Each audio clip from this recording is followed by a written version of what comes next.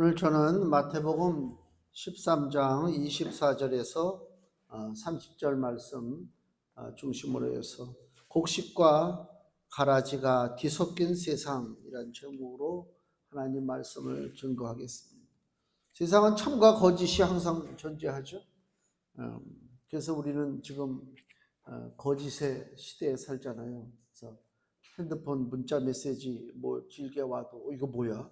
뭐 누르기도 뭐하고 하여튼 믿지를 못하죠. 하도 무서운 세상이 돼가지고 그래서 뭐 핸드폰 뭐 유심 정보가 유출됐다고 그래가지고 SK 저도 SK를 쓰는데 막 사람들이 뭐 그거 유심 바꾼다고 막 뭐 몇 시간을 줄을 서고 뭐 난리를 쳤다고 그러잖아요. 근데 이상하게 나는 그런 거에 난 모르니까 그럼 그런가 보다 그냥 그러고 사는 거야. 별적 없이. 하여튼 믿지 못할 세상에 우리가 삽니다. 그래서 대한민국을 사기 공화국이라 이렇게 얘기하는 것도 제가 봤어요. 하도 뭐 믿을 게 없으니까 혼탁한 세상. 참과 거짓을 우리가 구별해야 되는데 무슨 재주로 참과 거짓을 우리가 구별합니까? 그죠? 그런데 성령께서 오셨잖아요. 성령님이 오셔서 우리에게 권능도 주시고 뭐 지혜와 지식의 영으로 충만케 하시는데 성령님 하시는 일 중에 하나가 뭐냐? 요한복음 16장 8절 말씀을 보면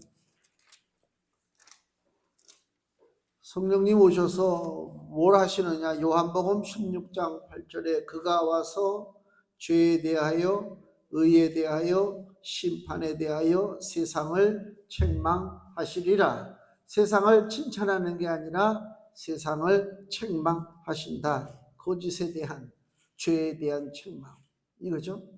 그래서 성령의 역사가 있다면 이 땅에 거짓이 발붙일 수가 없죠.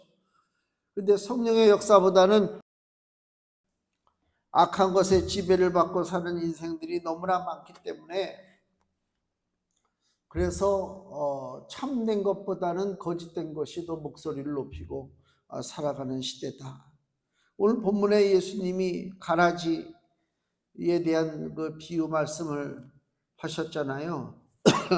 가라지와 곡식이 같은 밭에서 그냥 자라나요. 그러니까 참과 거짓이 같이 섞여 있단 말이에요. 그걸 예수님이 지금 비유로 말씀하시는 거예요.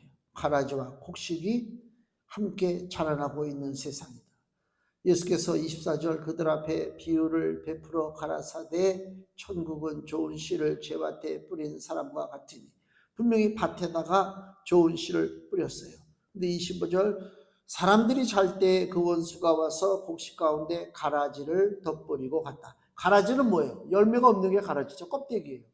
겉으로 보면은 잘 분별이 안 되죠. 우리가 저 농촌에서 뭐 잡초하고 뭐 잡초 뽑으라고 그럴 때 잘못하면 잡초를 뽑는 게 아니고 잔디를 뽑아요. 저도 어디에서 그랬던 것 같은데. 그러니까 잡초하고 잔디가 구별이 안 돼가지고 뽑다 보면 이게 잔디야. 눈으로는 잘 구별이 안 되죠. 하여튼 이 밭에 예수님 비유 말씀을 잘 상상하세요. 밭에 주인이 좋은 씨앗, 열매가 잘 맺히는 좋은 씨앗을 뿌렸는데 밤에 와서 원수가 그 밭에다가 가라지를 뿌렸어요. 이 구별이 잘 안 되죠. 그 세상은 다 밭이요.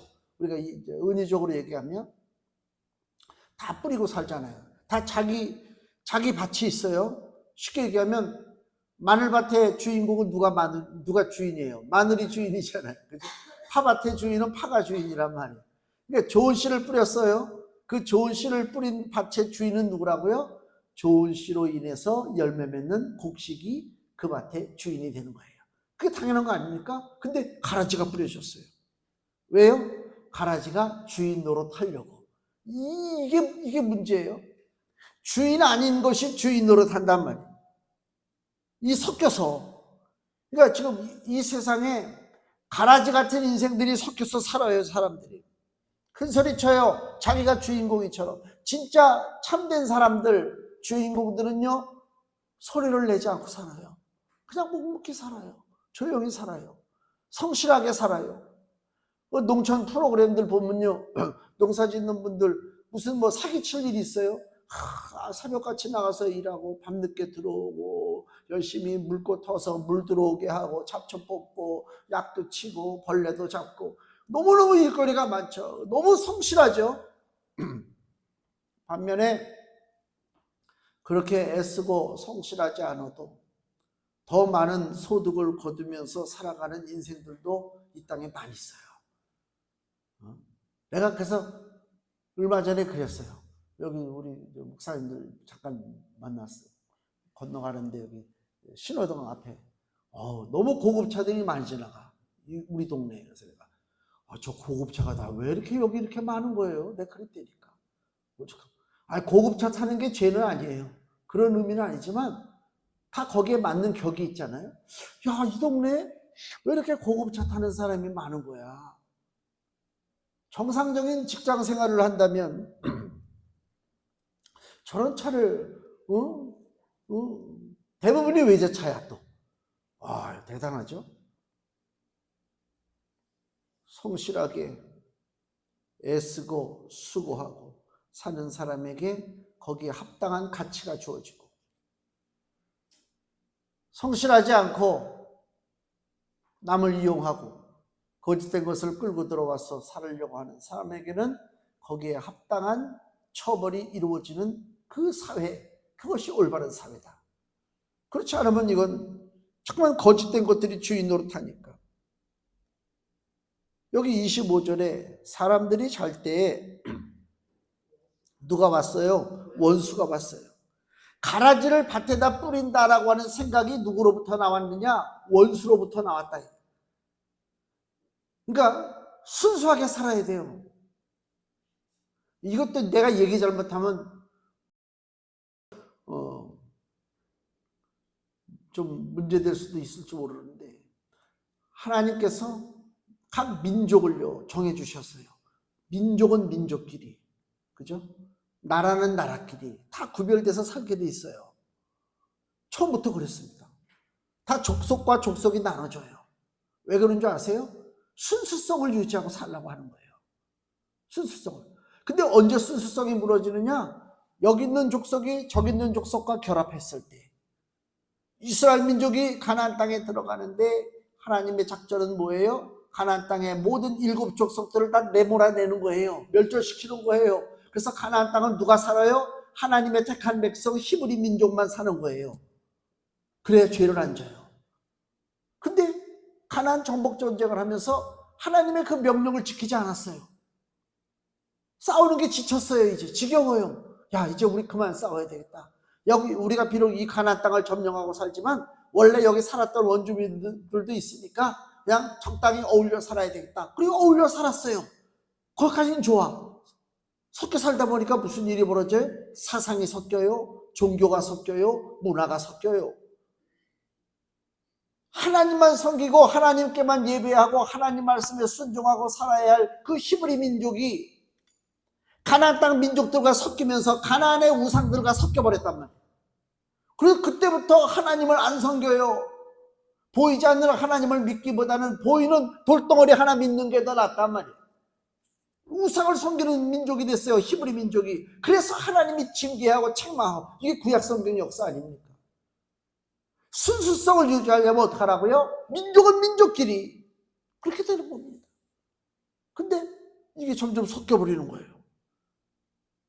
마침 그 좋은 밭에 좋은 씨를 뿌려서 좋은 씨만 자라야 되는데 거기에 다른 씨가 뿌려진단 말이에요. 가라지가 뿌려져요. 섞여버렸어요. 누구의 생각이라고요? 마귀 생각이라고 하는 마귀 생각이라고. 28절에도 반복되잖아요. 주인이 가로되 원수가 이렇게 하였구나. 섞이는 것이 이게 문제다. 지금은 뭐 국제화 시대가 됐다고 그래가지고 막 섞이는 것이 보통이죠. 막 섞어서 살잖아요. 거기에 대해서는 제가 더 이상 말씀을 안 드리겠어요. 그러나 섞여 살 때 문제는 엄청나게 발생한다. 지금 유럽에 기독교가 다 무너졌어요. 개신교의 본산이 독일이잖아요. 네덜란드 독일이라고. 근데 독일 네덜란드에 지금 개신교가 힘을 못 써요. 누가 힘을 써요? 회교도가 힘써요. 프랑스도 마찬가지입니다. 북아프리카에서 이민 온 사람들이 기독교 신자들이 아니고요, 다 회교도들이요.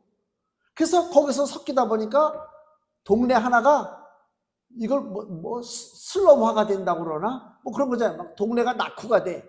그 사람들이 모여 사는 동네가. 거기는 공권력도 미치지 않아. 무서운, 같은 프랑스 파리인데도 불구하고 어느 지역은 가지 말라. 미국 뉴욕도 마찬가지야. 할렘이라고 하는 거리는 거긴 낮에도 들어가면 안 된다. 그렇게 가르쳐요. 왜? 민족이 섞였기 때문에 문제가 생기잖아요. 하나님 밭의 원수, 좋은 곡식의 원수, 우리 인생의 원수가 누구냐? 가라지 주인 되는 사단이 우리의 원수다. 왜 사단이 가라지를 그 밭에다 뿌렸을까? 간단하죠. 세상은요, 무한정이 아니에요. 세상은 공간이 제한되어 있어요. 제한되어 있다. 우리가 천국, 지옥 그러면요, 그냥 막연하게 생각할 때 한없이 넓게 펼쳐진, 저는 그렇게 생각 안 해요. 천국도 제한된 공간이에요. 그렇기 때문에 하나님이 정하신 숫자가 있어요. 그 숫자가 찰 때 세상 끝이 오는 거예요. 하나님이 아무나 그냥 그래 너도 와라 너도 와라 너도 와라 그냥 메어 터지고 그냥 막 아이고 뭐 어떻게 되겠지, 그렇게 막연하게 천국을 설계하신 것이 아니라 천국도 면적이 있단 말이에요. 제한된 공간이 있단 말이에요.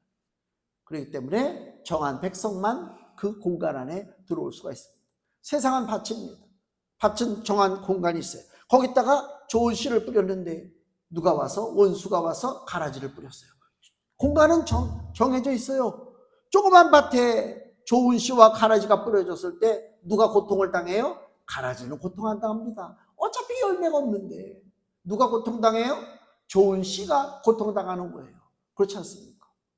그게 문제예요. 그래서 마귀가, 원수 마귀가 이 세상에 가라지를 뿌린 그 목적 중에 하나가 뭐냐? 좋은 씨에서 열매 맺는 것을 방해하려고 하는 것입니다. 그렇죠? 그 좁은 공간에서 막 복잡거리고, 잡초가, 우리 논밭에 잡초가 자라나잖아요. 잡초가 많으면 뭐예요? 상대적으로 벼가 안 자라잖아요. 다 뺏어 먹으니까. 그거예요. 그 목적이에요. 열매가 열리지 못하도록 하는 것이. 더 무서운 계획은 뭔지 아세요? 28절 말씀 볼까요? 주인이 가로되 원수가 이렇게 하였구나. 종들이 말하되 그러면 우리가 가서 이것을 뽑기를 원하시나이까. 자, 그 좋은 밭에 그 종들이 뭐라고요? 저 가라지가 많은데요, 주인님? 그럼 제가 가서 뽑으면 되잖아요? 간단하지. 뽑으면 되잖아. 근데 29절 뭐라 그래요? 주인이 가로되 가만두어라. 가라지를 뽑다가 곡식까지 뽑을까 염려하노라. 가라지를 뽑을 때 무슨 일이 벌어진다고요? 잘못하면 곡식도 뽑는다. 알고 또 뽑혀나간다, 그 얘기입니다. 그게 무슨 얘기라고요? 왜 사단이 그 좁은 공간에 가라지를 뿌렸느냐? 첫 번째, 좋은 열매 맺지 못하도록 회방하는 것이고, 두 번째, 같이 죽으려고 하는 거야. 그거를 밭의 주인이 알기 때문에 그만둬라, 놔둬라 그러는 거예요. 왜? 잘못 손댔다가는 옆에 있는 곡식까지 죽을 수가 있잖아. 이게 밭의 주인 하나님의 생각입니다. 지금 가라지를 뽑지 말라고 그러죠. 사단이 가야 할 곳은 뭐예요? 지옥이잖아요. 불심판 받는 거란 말이에요. 여기 마태복음 25장을 보세요. 마태복음 25장 41절. 마태복음 25장 41절. 예수님이, 이것도 이제 심판에 대한 얘기잖아요. 왼편에 있는 자들에게 이르시되, 왼편에 있는 자는 뭐예요? 하나님의 심판을 받는 자들이요. 왼편에 있는 자들에게 이르시되 저주를 받은 자들아, 나를 떠나 마귀와 그 사자들, 즉 귀신들을 위하여 예비된 영영한 불에 들어가라. 여기 보면 지옥이요. 처음에 지옥은 누구를 위해서 지옥이 준비됐어요? 마귀와 귀신들이 들어갈 곳이 지옥입니다. 근데 마귀와 귀신이 들어가야 할 지옥에 지금 누가 들어가고 있다고요? 사람들이 들어가요. 지금 왜 사람들이 들어가요? 마귀는 자기 혼자는 안 죽어. 나는 혼자서 못 죽어. 동반자살 해야 돼. 그걸 끌고 들어간단 말이에요. 그래서 끌고 들어가는 게 뭐예요? 좋은 밭에 좋은 씨가 뿌려진 사이사이에 가라지가 심겨져 가지고 가라지를 뽑다가 실수로 좋은 그 곡식에 가지도 뽑아버리도록 유도하는 것이 마귀 전략이다. 동반자살이란 말이에요. 며칠 전에도 뉴스 보니까 어느 가장이 남자가 자기 고등학생 아들 둘하고 부인하고 차에 태우고 바다로 뛰어들었다고 하더만. 죄는 미워하고 사람은 미워하지 말라고. 아이고, 철없는 소리들 하고 앉아있네. 나는 사람도 미워해요. 세상에 태어나가지고 자기 사랑하는 가족을 죽이고 지는 또 살았어. 아이, 세상에 나는. 근데요, 그게요, 그 사람만 그런 게 아니에요. 우리 주변에 천지요. 꼭 무슨 바닷속으로 뛰어들어서 죽고 불질러서 죽고가 아니더라도 그렇게 내 사랑하는 가족을 죽인다니까. 응? 이게 문제예요, 이게 문제. 차라리 내가 죽을지언정. 그렇잖아요. 그게 우리의 온전한 씨앗을 가지고 있는 사람들의 생각입니다. 내가 차라리 죽는 게 낫지. 어떻게 내 혈육을, 내 이웃을, 내 가족을. 응? 근데 지금 세상에 그런 일들이 벌어지잖아요. 왜 그래요? 가라지가 뿌려져가지고 동반자살하는 일들이 있단 말이죠. 같이 죽겠다, 같이 죽겠다. 근데 하나님은 뭐라고요? 야, 놔둬라. 하나님은 당장 심판하지 않습니다. 하나님 참으시는 거예요. 왜 참으셔요? 여기 베드로후서 이렇게 나와 있잖아요. 베드로후서 3장 9절 말씀, 신약성경 387페이지. 베드로후서 3장 9절에 주의 약속은 어떤 이에 더디다고 생각하는 것 같이 더딘 것이 아니라 오직 너희를 대하여 오래 참으사, 하나님 참는 거예요. 심판 안 하고 아무도 멸망치 않고 다 회개하기에 이르기를 원하시느니라. 아멘. 하나님 참으시는 거예요. 하나님이 길이 참으셨기 때문에 오늘 우리가 여기 서 있는 줄로 믿습니다. 여기 있단 말이에요. 하나님이 그때 화가 나셔서 심판하셨다면 살아남을 자가 있겠는가? 다 죽었지 벌써. 하나님이 참으셨어요. 왜 참으셨느냐? 구원하려고. 근데 하나님이 심판하지 않고 참아요. 우리를 구원하려고. 하나님의 사랑이잖아요. 이거를요, 어리석은 인생들이 오해를 해요. 오해를 해. 그래서 여기 성경에 전도서 8장 11절에 악한 일에 징벌이 속히 실행되지 않으므로 인생들이 악을 행하기에 마음이 담대하도다 그랬어요. 사람들이요, 하나님이 벌을 안 내리니까 더 뻔뻔하게 죄 짓고 산다 그 얘기예요.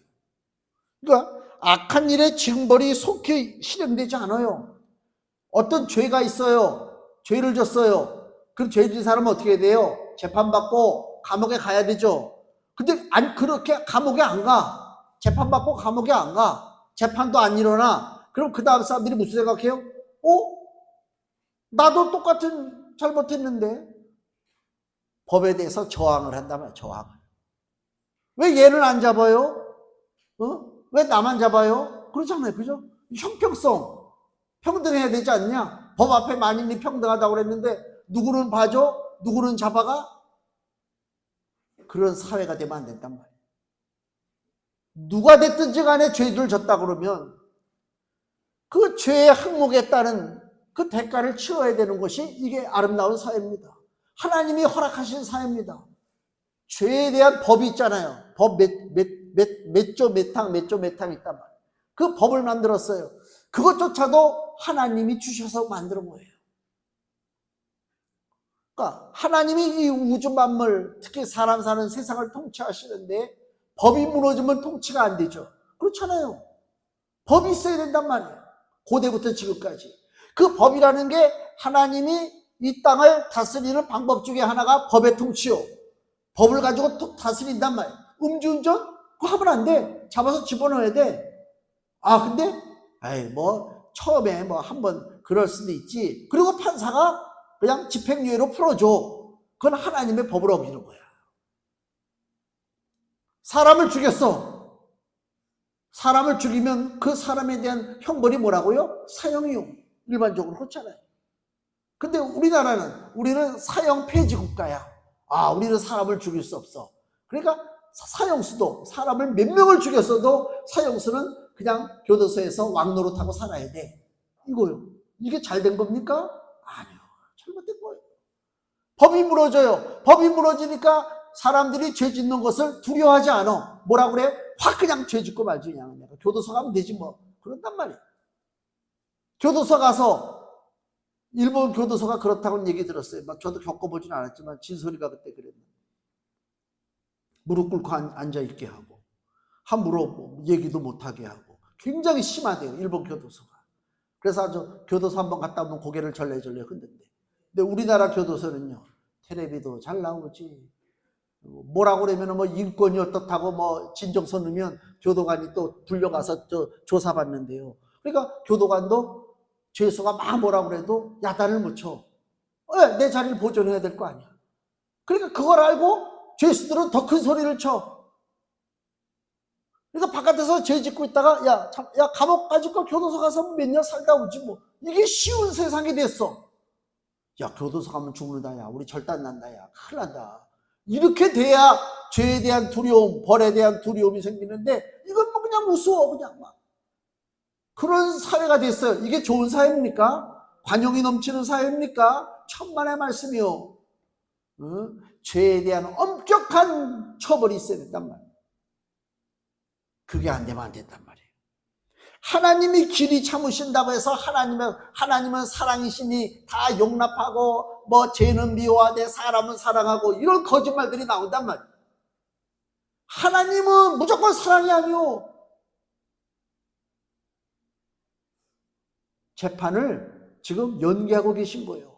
왜? 마지막 때는 조금도 용납됨이 없어요. 아주 냉정하게 하나님께서 판단하시고 심판하신다. 왜? 최종적으로 하나님의 심판 아래 가야 할 죄인들이 가야 할 장소가 어디라고요? 마귀와 그 사자들, 귀신들을 위해서 예비한 지옥, 영영한 불. 그 형벌은요 너무너무 괴롭기 때문에 우리 하나님이 숙고하셔서 판결하신단 말이에요. 그만큼 죄가 무섭단 말이에요. 결국 우리 성도는 세상을 따라가는 사람이 아니잖아요. 그리고 세상에 굴복돼 가지고 죄의 종노릇하고 탐욕의 종노릇하고 눈치 보고 살아가는 그런 가라지 같은 인생이 아니란 말이에요. 믿음의 길을 가는 자가 성도입니다. 그 믿음의 길을 간다는 게 뭐예요? 인내하는 것입니다. 우리 아버지 하나님도 지금 참으시는 심판, 다 불질러서 심판하고 싶지만은 하나님이 참으신다고, 이 하나님이 인내하신다고요. 우리를 구원하려고. 그 하나님 아버지의 인내하심을 따라서 우리도 이 악한 세대에 우리가 어떤 마음을 가지고 살아야 되느냐? 인내하는 마음을 가지고 살아야 된단 말이에요. 야고보서 5장 7절 말씀을 보세요. 신약성경 야고보서 5장 7절 말씀입니다. 신약성경 375페이지. 그러므로 형제들아 주의 강림하시기까지 길이 참으라. 예수님 이 땅에 다시 오실 때까지 참으라는 거예요. 보라 농부가 땅에서 나는 귀한 열매를 바라고 길이 참아 이른 비와 늦은 비를 기다리나니 이른 비와 늦은 비는 하나님의 은혜입니다. 하나님의 은혜를 기다리고 참고 있는 것입니다. 왜? 귀한 열매를 맺기 위해서. 성도들은 인내하는 것입니다. 속상할 일도 많고 좌절될 일도 많고 뭐 이루 말할 수가 없죠. 그래도 참는 거예요. 왜? 내 아버지가 참으셨기 때문에. 자식 때는 나도 믿음 안에 참는 것입니다. 또 하나는요, 우리가 믿음으로 산다는 게 도대체 뭐냐? 이 가라지 같은 세상에, 가라지가 넘쳐나는 세상에 우리가 구별되기 위해서 믿음으로 살아야 되는데 그 믿음으로 사는 것이 뭐냐? 우리 금주 말씀 보세요. 주보에 요한계시록 14장 12절 말씀입니다. 요한계시록 14장 12절 같이 읽겠습니다. 성도들의 인내가 여기 있나니 저희는 하나님의 계명과 예수 믿음을 지키는 자니라. 아멘. 하나님의 계명과 예수 믿음이 뭐예요? 이게 바로 복음입니다. 복음, 십자가의 복음입니다. 예수님의 복음을 우리가 온전히 지키고 나갈 때 우리가 인내하며 승리할 수 있다, 그 말씀입니다. 가라지가 넘친다고 해서 우리가 좌절하고 에이 나도 그냥 되는 대로 한번 살아보자, 그게 아니잖아요. 우리는 가라지가 아니잖아요. 사단이 가라지를 뿌리는데 언제 뿌리느냐? 25절, 사람들이 잘 때에 원수가 와서 가라지를 뿌립니다. 영적으로 우리가 침체됐을 때, 경계가 늦춰졌을 때 사단의 세력이 와서 우리 인생의 밭에다가 엉뚱한 씨앗을 뿌린다, 그 얘기입니다. 그래서 믿음의 눈으로 깨어서, 지금은 자다가 깰 때가 되었으니 로마서 13장에 그러잖아요. 깰 때가 됐단 말이에요. 눈을 바짝 떠야 된단 말이에요. 영적으로 주시하고 봐야 된단 말이에요. 뭐가 내 삶 속에 섞여 들어왔는가? 가라지가 섞여 들어온 것이 없는가? 지금 섞여 사는 시대잖아요. 섞여 사는 악한 무리들, 그 무리들의 목적이요, 간단하죠? 밭을 망치는 거죠. 인생의 밭을 그냥 망쳐버리는 거잖아요. 그 민수기에 보면 이스라엘 백성들이 그 애굽에서 탈출하고 광야길에 가는 그 장면에 이런 이야기가 나와요. 민수기 11장을 보세요. 창세기, 출애굽기, 레위기, 민수기 11장 4절입니다. 구약성경 213페이지. 민수기 11장 4절에서 6절 말씀 볼까요? 이스라엘 중에 섞여 사는 무리가, 가라지요, 가라지. 섞여 사는 무리가 탐욕을 품음에 이스라엘 자손도 다시 울며 가로되 누가 우리에게 고기를 주어 먹게 할꼬. 지금 이스라엘 백성 중에 섞여 사는 무리가 있어요. 이스라엘 민족이 아닙니다. 잡족이요. 여러 민족들이 섞여서 같이 들어왔어요. 이들이 탐욕을 품어요. 그러니까 그 나쁜 영향력을 이스라엘 자손들이 바로 받죠. 울며 가로되 누가 우리에게 고기를 주어 먹게 할꼬.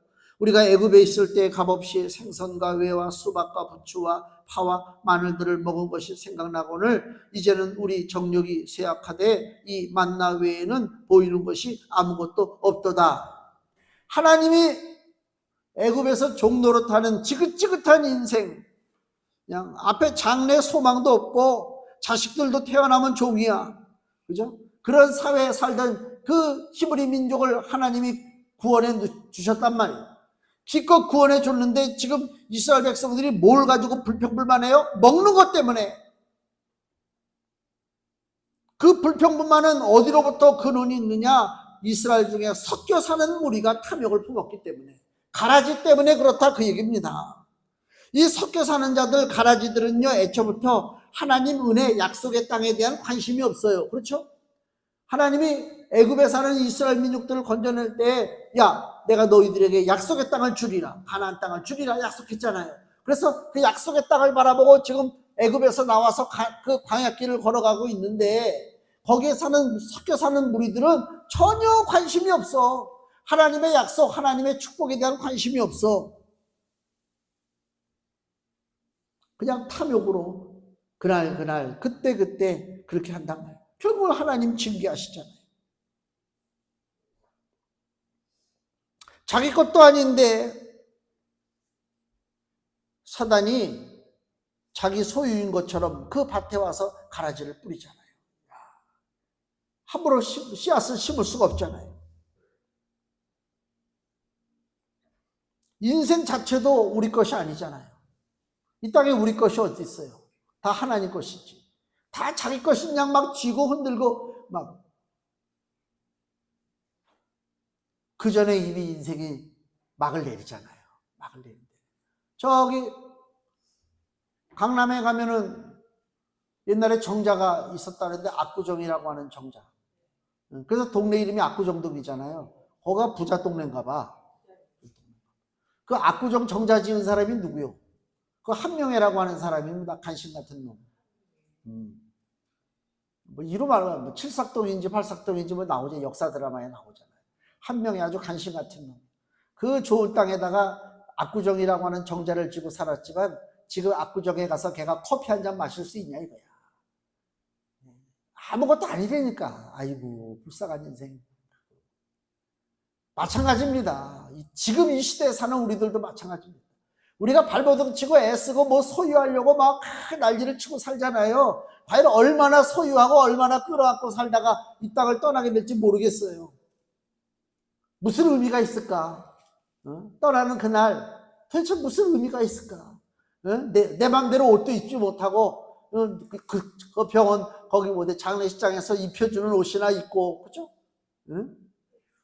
참 불쌍하다니까. 인생이 그 현실의 삶만 바라보고 살면요, 뭐 짐승하고 다를 게 하나도 없어요. 근데 우리가 가라지가 아니고 짐승이 아니고 소망 있는 이유가 뭐라고요? 우리 밭에 하나님께서 영생의 열매를 주시는 거예요. 그래서 기쁜 거예요. 그게 감사한 거예요. 아직도 그것을 모르고 신앙생활을 한다? 이건 너무 교회 안에 가라지가 많다는 거예요. 기독교 안에 가라지가 많다는 거예요. 우리 60년대 70년대 한국이 가난했잖아요. 얼마나 가난해. 지지기도 못 살았지. 명절이라고 해서 뭐 추석이라든가 설날 되면요, 명절이라고 해서 뭐 떡국이나 하나 먹고 송편이나 하나 먹으면 감사한 거야. 어쩌다가, 그러니까 명절 때는 항상 이 체해가지고 안 먹던 거 먹으니까 불쌍하지, 가난하지. 그러니까 그때 기독교가 이 땅에 들어와서 막 퍼져나가기 시작하는데 메시지가, 기독교의 메시지가 뭐라고요? 축복이요, 축복. 예수 믿으면 잘 산다. 그래서 기독교가 변질되는 거예요. 잘 살고 못 사는 그 눈에 보이는 그 문제 하나가 중요한 게 아니라니까요. 하나님의 아들 예수가 이 땅에 오셔서 자기 목숨을 버렸는데 우리 잘 먹고 잘 살게 하려고 몇 년을 잘 먹고 잘 살게 하려고, 한 100년? 그 짧은 인생을 위해서 하나님의 아들이 피 흘린 게 아니고요, 하나님의 아들이 피 흘리신 것은 짧은 인생이 아니라 영원한 인생, 영생을 위해서 우리에게 피를 흘려주셨다. 그게 복음이요. 그걸 모르면요, 내가 사는 삶 속에 가라지가 섞여도 가라지가 가라지인 줄 몰라. 야, 나랑 같이 어깨 동무 친구하자. 같이 팀 물고 살다가 망하는 거예요. 우리는 곡식이 되니까 영원한 것을 바라본단 말이에요. 내가 주인이 아니란 말이에요. 사단은 자기 밭도 아닌데 자기 밭인 것처럼 가라지를 뿌리잖아요. 그 전에 여기 마태복음 우리 12장인가요? 더러운 귀신 나간 얘기 있잖아요. 여기 마태복음 12장 43절. 더러운 귀신이 사람에게서 나갔을 때에 물 없는 곳으로 다니며 쉬기를 구하되 얻지 못하고 이에 가로되, 귀신이 하는 얘기예요. 내가 나온 내 집으로 돌아가리라. 누구 집으로 간다고요? 자기 집으로 간다. 자기 집이 어디 있어? 야, 이게 뻔뻔한 놈들이지. 이 가라지 뿌린 놈들이 이런 놈들이라니까. 자기 집도 아닌데 거기다가 자기 집이라고 주장하고 들어오려고 그래요. 내 집으로 돌아가리라. 거짓된 주인이 우리 삶에 많아. 내 인생의 주인이 누구예요? 내 인생의 주인은, 인본주의적으로 말하면 내 인생의 주인은 나지. 내가 내 인생의 주인이야. 천만의 말씀이요. 무슨 내 인생의 주인이 나야. 내가 잠잘 때 어떻게 하고 자는 줄 아세요? 내가 잠잘 때 어떻게 자는 줄도 모르고 잔다니까. 그 전에 선교 다닐 때 비행기 타고 가는데 같이 가는 그 일행 중에 한 분이 나를 사진을 찍었어. 내가 기억나. 비행기에서 어떻게 하고 있는지 아세요? 야, 참 보기가 흉하게 막 입을 벌리고 막 비행기에서 골아 떨어져 가지고 막 이렇게 자는 거야, 그냥. 그러니까 그게 우습다고 찍었어. 그럼 지는 잠잘 때 미소 지면서 잡니까? 응? 안 그래요. 우리도 가끔 옆에서 너무 그래서 내가 옆에 툭 치지. 그만해야지. 너무 코를 세게 골면 안 되잖아. 서로 비차가네. 그렇잖아요. 코 안 골고 자는 사람이 있을 것 같아? 안 그래요. 다 코 골고 자요. 피곤하면. 어쩔 수가 없어요. 근데 20대 때인가 교회 친구들하고 어울려서 놀다가 자는데 얼마나 코를 고는데, 그 여자친구가 이렇게 코를 골더라고. 내 여자친구가 아니라 그런 친구가 아니고 그냥 같은 우리 동기들. 깜짝 놀랐어. 여자도 저렇게 코를 고는구나. 우리는 남자들만 살았으니까. 육신은 내가 주인이 아닙니다. 내 삶의 주인은 우리 주 예수 그리스도십니다. 그래서 감사한 거예요. 왜? 주님이 어려운이 다 알아서 챙겨주시고 보호해 주시고 인도해 주시잖아요. 돈이 주인이 아니요. 내 인생에 탐욕이 주인이 아니야. 걔들이 시키는 대로 내가 사는 게 아니라니까. 거짓된 것에 종노릇하고 살면 안 된단 말이에요. 가라지 인생은 불살릅니다. 불에 태워버립니다. 막연한 것이 아니죠. 여기 오늘 본문의 30절 말씀이 뭐라고 그래요? 둘 다 추수 때까지 함께 자라게 두어라. 추수 때가 언제예요? 종말 심판 때에 내가 추수꾼들에게 말하기를 가라지는 먼저 거두어 불사르게 단으로 묶고, 가라지는요 단으로 묶어서 불사르게 집어넣는 거예요. 누가 그런다고요? 추수꾼들이. 이걸 읽을 때 무슨 생각이 안 드세요? 저는요 천사에 대한 의미를 생각하고, 우리가 천사 그러면 막 아름답잖아요. 이렇게 천사 날개가 있고. 근데요 천사는 그런 존재가 아닙니다. 무서운 존재입니다. 하나님의 심판을 대행하는 존재가 천사입니다. 다윗이 죄를 져가지고요 예루살렘에 하나님의 심판이 임했어요. 그래서 전염병으로 사람들이 죽어가요. 다윗이 정신 차려가지고 눈을 보니까요 하나님의 천사가 칼을 뽑아들고 예루살렘을 향해서 치켜들고 나오는 모습이 나와요. 다윗이 벌벌 떤다니까. 천사, 하나님의 심판의 대행자입니다. 언젠가 이 땅에 종말이 이르를 때에 사람들은 생각합니다. 막연하게 하나님이 심판하신다. 어떻게 알아서 심판하시겠지. 아니요. 집집마다 다니면서 초인종을 누를 거예요. 띵동띵동. 너 좀 가야 할 때가 있어. 천사가 다니면서 그런다니까. 여기 바로 30절이고 추수꾼들에게 말하기를 가라지는 먼저 거두어. 가라지 같은 인생들을 먼저 다 데려다가 모아놓는다니까. 한 곳에 불사르게. 이게 얼마나 무서운 얘기입니까?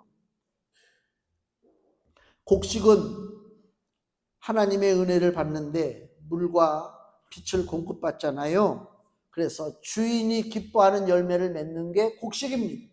가라지는요 곡식과 똑같이 빛도 받고 물도 받아요. 근데 어떻게 해요? 주인을 위한 기쁜 열매를 안 맺어요. 자기만 그냥 겉만 화려하게 치장하고 살다가 떠나는 인생이 가라지 인생이다. 그래서 누가복음 12장 21절에 어리석은 부자에 대한 비유를 하실 때 예수님이 하신 말씀, 하나님께 대하여 부요치 못한 자, 하나님께 대해서 부요치 못한 자라고 하는 것은 하나님께 무관심한 자예요. 가라지는 하나님께 무관심하잖아요. 곡식만 하나님께 관심이 있습니다. 우리는 곡식과 가라지가 뒤섞인 세상에 살아가고 있습니다. 스스로 자기 자신에게 한번 물어보세요. 나는 이 세상이라고 하는 밭에 심겨졌는데 나는 가라지로 심겨졌는가 아니면 곡식으로 심겨졌는가 스스로에게 물어보세요. 본인이 더 잘 알아요. 한 번 왔다 다시 돌아올 수 없는 인생길을 내가 가라지같이 살다가 비참한 최후를 맞이할 것인가, 아니면 곡식이 되어서 내 주인을 기쁘시게 하고 보람찬 하나님의 창고에 내가 그 영생의 삶을 누리는 은혜와 복을 누릴 것이냐. 나는 가라지인가 나는 곡식인가. 이 섞여 사는 세상에 우리 사랑하는 성도들이 우리야말로 진정한 예수 그리스도로 말미암은 하나님의 곡식인 것을 확실히 믿고 가라지에게 끌려가지 말고 가라지에게 속지도 말고 가라지에게 눌리지도 말고 하나님께 영광 돌리며 승리하는 알곡의 삶을 사시기를 예수님의 이름으로 축원을 드립니다.